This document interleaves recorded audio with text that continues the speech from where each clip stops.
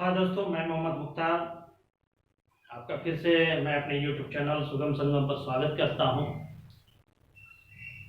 आज मैं संज्ञा पे दूसरा वीडियो है। आपसे निवेदन है कि इस वीडियो को देखने से पहले आप इसके पहले पार्ट को देखें, क्योंकि इसको समझने के लिए पहला पार्ट का समझना बहुत जरूरी है और यह वीडियो प्लेलिस्ट में है। आपसे निवेदन है कि पहले उसे देख लें। अब हम बात करते हैं संज्ञा के दूसरे पार्ट पे, जातिवाचक संज्ञा पे। तो पहले वीडियो में हमने संज्ञा क्या है, संज्ञा के भेद और व्यक्तिवाचक संज्ञा के बारे में विस्तार से बात किया था। आज हम बात करते हैं जातिवाचक संज्ञा क्या है। तो दोस्तों, इसके नाम में ही हम देख ले कि वह जाति शब्द जुड़ा हुआ है। जाति क्या है? किसी की जाति बताएगा, एक विशेष किसी नाम से। इसको इस तरह समझे, कोई ऐसा नाम जिससे एक उनकी जाति का बोध हो। हम इंडियन जाति से बखूबी वाकिफ हैं। देश कहने से दुनिया के सारे देश के नाम का सारे देश आ जाते हैं। नदी कहने से दुनिया की सारी नदियां उसमें आ जाती है। यह नदी उनकी जाति है।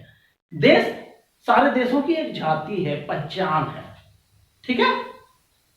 अब इस पे हम परिभाषा पे बात करते हैं कि जातिवाचक संज्ञा क्या है। हमसे पूछा जाए कि जातिवाचक संज्ञा क्या है, तो इसको हम बताने का प्रयास करेंगे। जिस शब्द से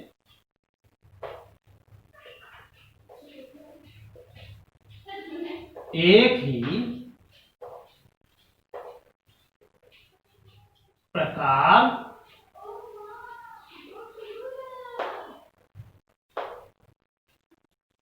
व्यक्ति या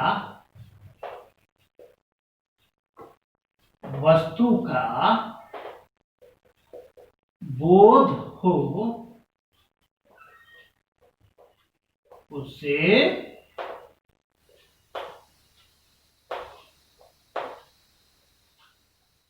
जातिवाचक संज्ञा कहा जाता है। ठीक है दोस्तों, आप अगर पहला वीडियो देखे होंगे तो उसमें व्यक्तिवाचक संज्ञा की आप परिभाषा देखे होंगे, जिसमें हमने बताया था कि व्यक्तिवाचक संज्ञा में क्या है, किसी एक व्यक्ति या वस्तु के नाम का बोध कराता है। एक प्रकार में किसी एक, मतलब जिस नाम से किसी एक के नाम का बोध होता है उसे व्यक्तिवाचक कहा जा रहा है। लेकिन यहां पर एक चीज लिखा है हमने, एक ही प्रकार के की सूटने हो रहा है, एक ही प्रकार के व्यक्ति या वस्तु का बोध हो रहा हो।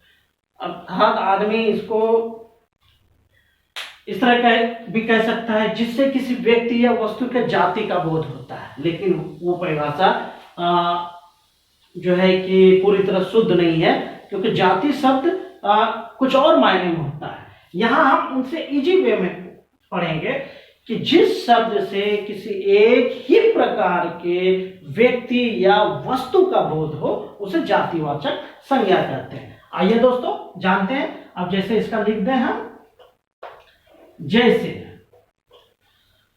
हिमालय शब्द व्यक्तिवाचक संज्ञा है। ठीक है, क्योंकि वह एक पर्वत के नाम का बोध करा रहा है। लेकिन हिमालय क्या है? एक पर्वत है। तो यहां पे हम क्या कर देंगे? पर्वत। पूरी उनकी जाति का बोध करा रहा है, पूरी बिरादरी का बोध करा रहा है। गंगा व्यक्तिवाचक संज्ञा है, क्योंकि वह एक नदी के नाम का बोध कराता है। लेकिन गंगा क्या है? नदी है। तो यहां नदी हो गया। नदी पूरी एक प्रकार की जितनी भी नदियां हैं दुनिया में, जितनी भी नदियां हैं उनका बोध करा रहा है नदी। ठीक है। प्रशांत महासागर हमने व्यक्तिवाचक संज्ञा में जाना था, लेकिन प्रशांत महासागर क्या है? वो महासागर है। तो जाति में क्या हो जाएगा? महासागर इत्यादि। महासागर इत्यादि। जिस तरह हमने व्यक्तिवाचक संज्ञा को पूरा डिटेल से पढ़ा था, अब हम जातिवाचक संज्ञा को डिटेल से पढ़ने का प्रयास करते हैं कि जातिवाचक संज्ञा के रूप क्या क्या है, उनके कहां कहां से उदाहरण आते हैं। व्यक्तिवाचक की तुलना में जातिवाचक विस्तृत है। व्यक्तिवाचक किसी एक का बोध करा रही है और जातिवाचक क्या कर रहा है, ठीक उल्टा कर रहा है, उनकी पूरी जाति का बोध करा रहा है। तो देखिए उदाहरण में क्या क्या आता है, जातिवाचक संज्ञा के उदाहरण। जातिवाचक संज्ञा के उदाहरण, ठीक है दोस्तों।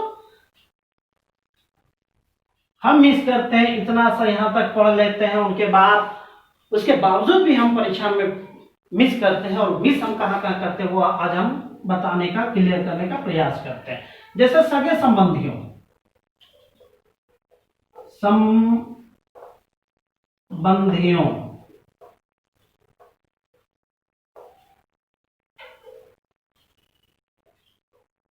पद,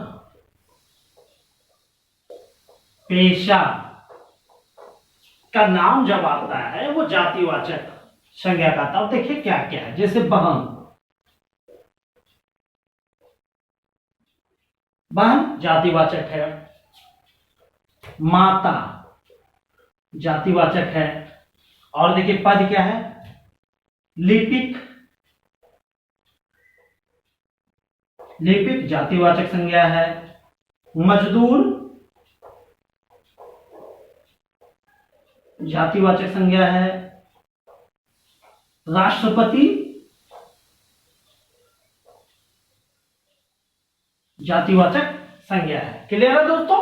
अब आपको परीक्षा में पूछा जा सकता है कि बहन कौन सी संज्ञा है, तो अब हम कंफ्यूज होंगे कि यह व्यक्तिवाचक है या जातिवाचक है। तो कंफ्यूज बिल्कुल नहीं होना है।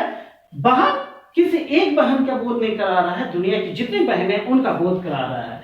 माता दुनिया की सारी माताओं के नाम का बोध करा रहा है, इसलिए माता जातिवाचक संज्ञा है। लिपिक एक पद है, कोई व्यक्ति विशेष नहीं है, पद है, इसलिए वह जातिवाचक संज्ञा है। मजदूर चूंकि एक पेशा है और ये पूरे पेशाओं के का बोध करा रहा है, उसे जातिवाचक संज्ञा कहेंगे। राष्ट्रपति एक पद है, कोई व्यक्ति विशेष नहीं है, पद का बोध है, इसलिए यह जातिवाचक संज्ञा होगा। और भी उदाहरण जानने का प्रयास करें दोस्तों। दूसरा,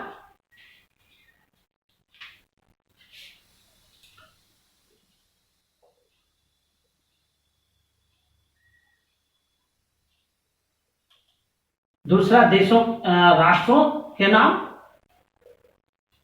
राष्ट्र कौन कौन सा आ जाएगा इसमें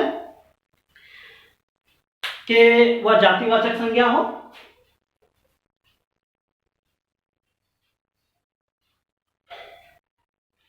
क्षमा कीजिएगा दोस्तों, राष्ट्र ने, चूंकि राष्ट्र का नाम जो है वो व्यक्तिवाचक में आ जा रहा है।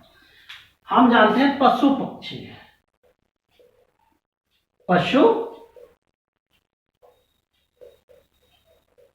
पशु पक्षियों के नाम।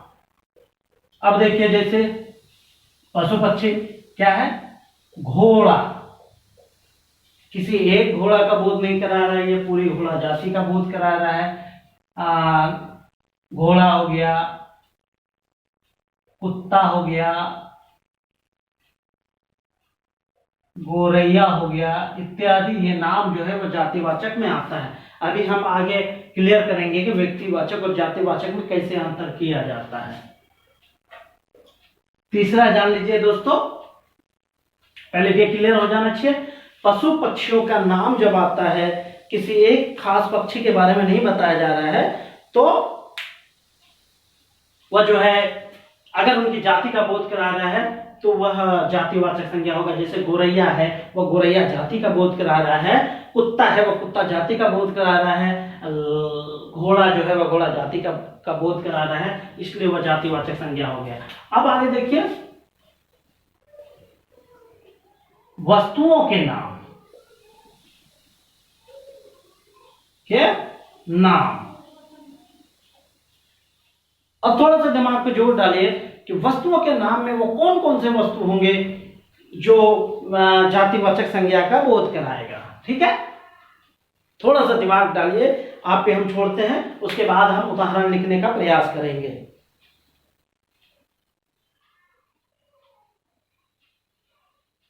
ठीक है दोस्तों,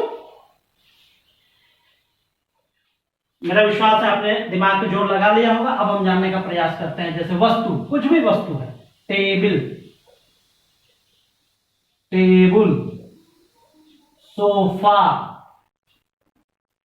कलम इत्यादि, ये वस्तुओं का नाम है, किसी एक का नाम नहीं है, इसलिए जातिवाचक संज्ञा हुआ। अब आइए और बढ़ते हैं उदाहरण। प्राकृतिक प्रकोप, जो प्रकृति के नियंत्रण में है, उसका नाम कौन कौन सा नाम है वो जानने का प्रयास करते हैं कि वो जातिवाचक होगा। जैसे भूकंप, ज्वालामुखी,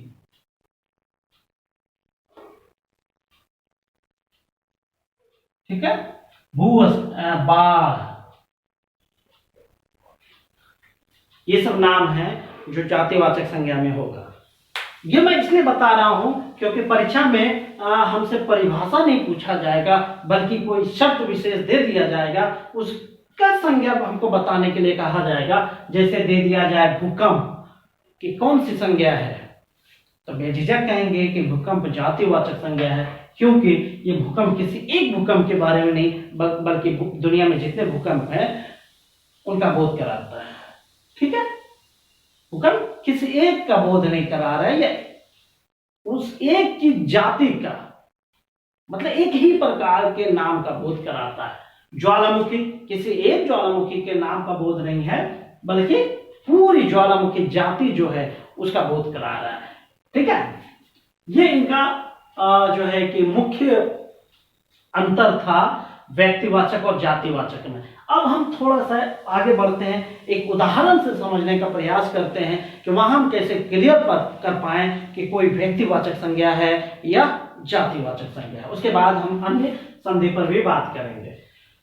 तो हम उदाहरण समझने का प्रयास करें कि वह क्या है। ठीक है,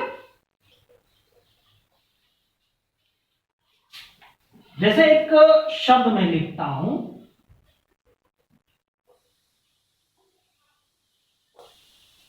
उसके बाद दोस्तों आगे बढ़ेंगे। लाल कलम, यह शब्द लिखा हुआ है दोस्तों। सपोज इसमें हमसे पूछा गया कि इसका जो है कि संज्ञा क्लियर कीजिए कि यह लाल कलम में कौन कौन सा संज्ञा है। तो पहले क्या है, लाल, लाल रंग, किसी एक रंग के नाम का बोध करा रहा है। अब जैसे ये रंग हो जाता, रंग, रंग शब्द जातिवाचक है, लेकिन रंग का रूप अगर लिखा गया है तो वो व्यक्तिवाचक संज्ञा है। यह कौन सी संज्ञा हो जाएगा, व्यक्तिवाचक। ठीक है, संज्ञा।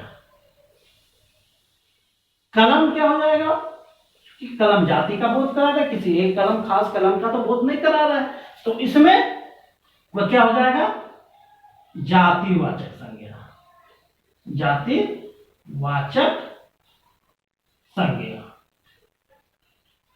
ठीक है दोस्तों, यहां समझ रहे हैं, लाल एक रंग के नाम का बोध है, इसलिए वह व्यक्तिवाचक संज्ञा है। कलम, चूंकि किसी एक खास कलम की बात नहीं हो रही है, यहां लाल को छोड़ के हम बात कर रहे हैं। कलम, चूंकि कलम जाति का बोध करा रहा है, इसलिए कलम क्या हो गई, जातिवाचक संज्ञा हो गई। यहां तक तो ठीक है, लेकिन आपसे यदि पूछ लिया जाए यह लाल कलम कौन सी संज्ञा है, अब यहां पे बात आती है। दो का तो हमने भेद कर दिया कि लाल व्यक्तिवाचक है, कलम जातिवाचक है, लेकिन अगर लाल कलम एक साथ कर दिया जाए, पूछा जाए कि लाल कलम कौन सी संज्ञा है, तो हम क्या कहेंगे दोस्तों, यह जो है वह व्यक्तिवाचक बन जाएगा, व्यक्तिवाचक संज्ञा बन जाएगा। एक बार फिर से दोस्तों, लाल कलम में दो शब्द है, एक लाल है और दूसरा कलम है। लाल व्यक्तिवाचक संज्ञा का उदाहरण है, कलम जातिवाचक संज्ञा का उदाहरण है। लेकिन हमसे यदि लाल कलम की संज्ञा के बारे में पूछा जाए तो हम कह सकते हैं कि लाल कलम व्यक्तिवाचक संज्ञा है। ठीक है दोस्तों, अब मेरा विश्वास है कि आप जातिवाचक संज्ञा को बखूबी समझ गए होंगे। अब हम एक दो उदाहरण देते हैं, एक उसे आप क्लियर कीजिए और आप कमेंट बॉक्स में उसका जवाब लिखिए।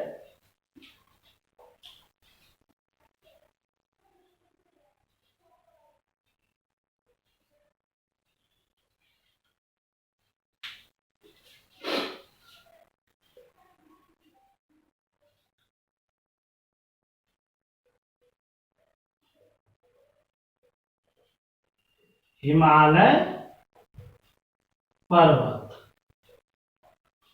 दूसरा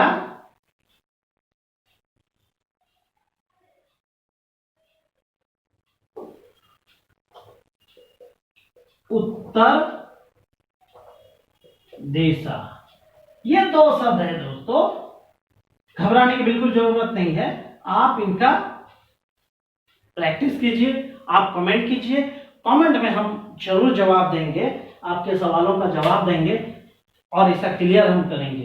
तो आप एक बार ट्राई कीजिए कि इन दोनों में अलग अलग जो है कि अगर पूछा जाए हिमालय और हिमालय पर्वत के जो है कि संज्ञा का जो है कि क्लियर कीजिए, उत्तर दिशा की संज्ञा का क्लियर कीजिए। तो शिक्षक एक बार फिर से आपसे निवेदन है दोस्तों, आप वीडियो को जितना हो सके लाइक कीजिए, कमेंट कीजिए, शेयर कीजिए। और शिक्षक थैंक यू, जय हिंद, जय भारत।